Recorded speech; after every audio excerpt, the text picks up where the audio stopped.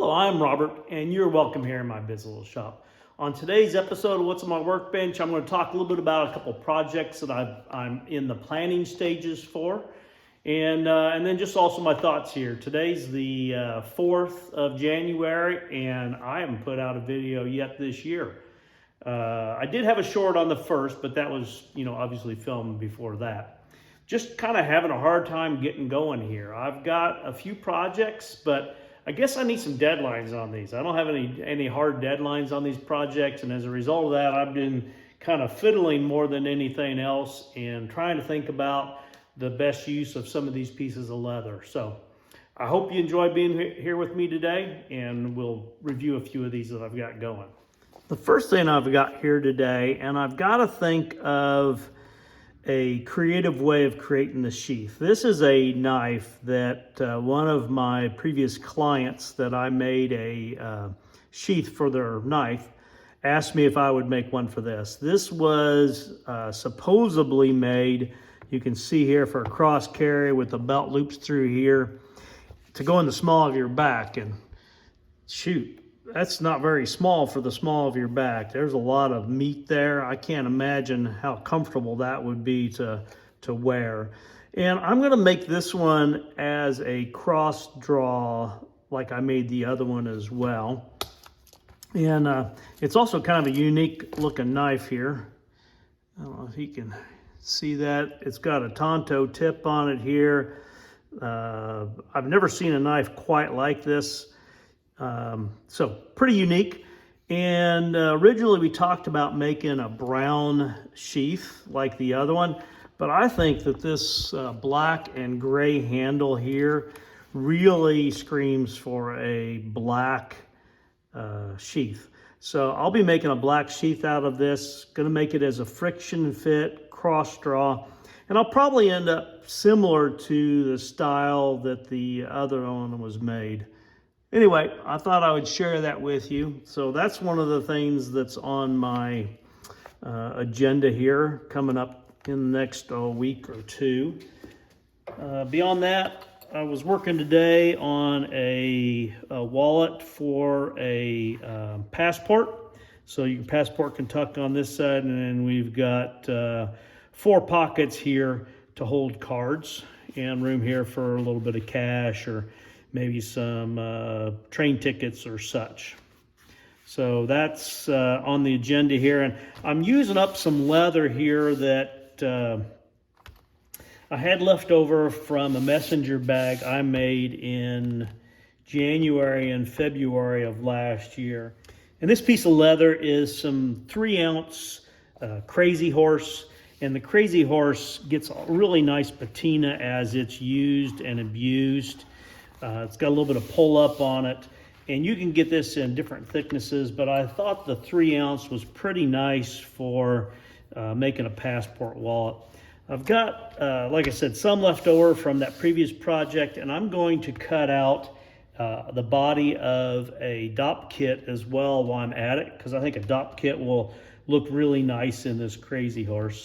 So I've set up over here, and I'm gonna mark this out. I previously had sewn in a brass zipper into some black, and I'm gonna use this on the Crazy Horse where the zipper's at, and then the handle will be made out of the black, and the tab as well be made out of black.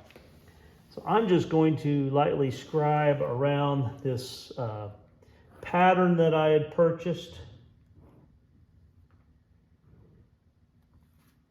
I think it's a pretty good pattern. The puzzle connection parts on this, they're pretty loose, and I suppose you can't get them very tight with it being hard plastic, but I find that I really have to tape this together to make it usable. Once I get this laid out on here, then I will use a straight edge and cut these.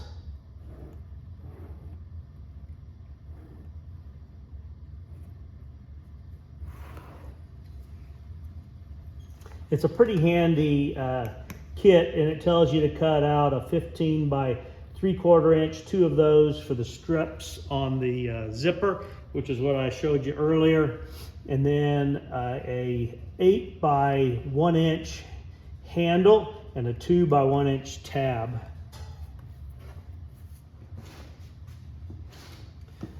Yeah, so while I'm cutting this out, I just thought I'd take a minute and share my thoughts on a couple of things here.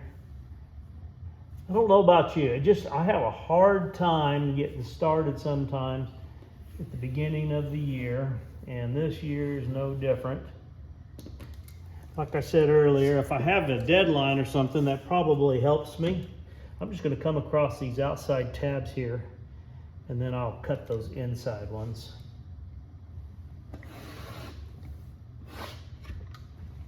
I've got a couple projects to get started. I've got a gentleman that asked me to build a sporran for him, and maybe somebody can put in there if they know what a sporran is. So I've got that's coming to me. They've got some specifics that they're looking for that sporran.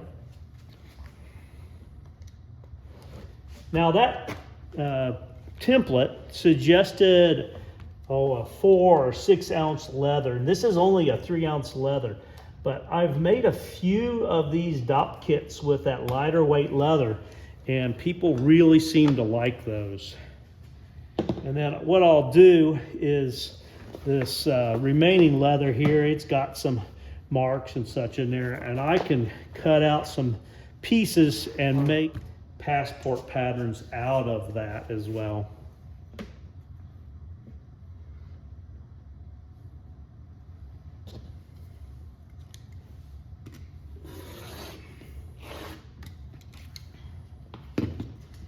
And then I'll just cut out these pieces here.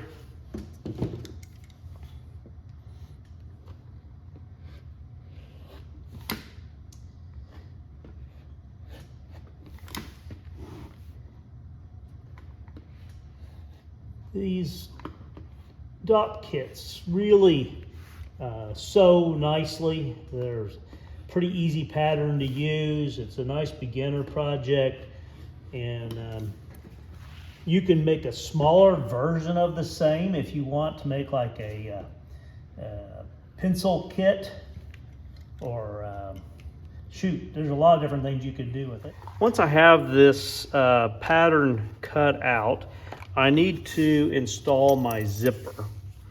And the zipper is going to go on like this. And I'm going to separate the two parts of the zipper. And we'll put double-sided tape on here.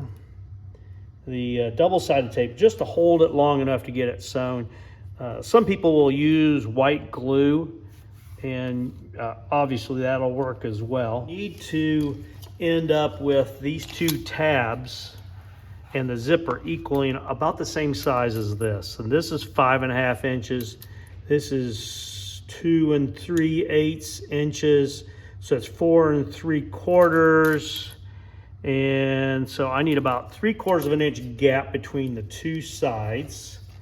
And that would be about equal with where the sew line is on here. So I can do that one of two ways. I can put a line here, just scribe a line to line up with this, or I'll just flip it over here and line it up on the back side. And I think that's going to be the easiest way to do it. So I'm just going to line it up on my stitch line.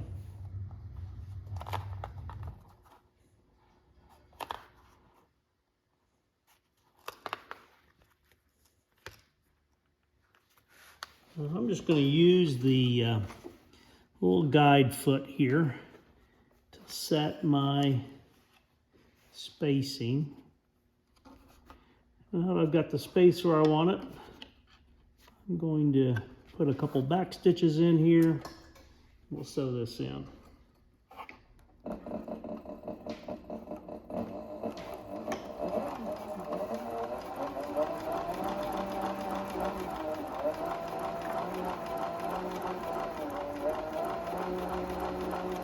Obviously, you can hand sew this. The first few that I made were all hand sewn or shoot, I probably made a dozen of them hand sewn. And if anybody's wondering, I let people know what's hand sewn and what's not. Only thing you have is your word in this world. I'm not gonna be untruthful about that. Now obviously there's separating zippers, and when I bought these zippers, I bought these from Weaver Leather Supply, and I thought I was buying separating zippers, and these are not separating zippers, which doesn't mean you can't separate them, but it's obviously a little harder to futz around with them and get them the way they're supposed to be, but I can get this put back together here. And it doesn't need to be a separating zipper once the bag is built, because this is enclosed in the end here. I want to make sure these two pieces of leather line up reasonably close. Looks like I've got that right. Yep.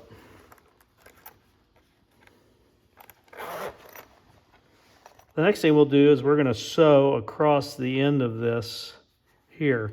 Now, you'll need to be really careful if you're sewing this, because the needle will get broken if you run into one of these brass pieces here. So I'm going to hand feed through that section and make sure that I don't end up breaking a needle there. I'll make this a good 1/4 inch plus seam allowance on this end here.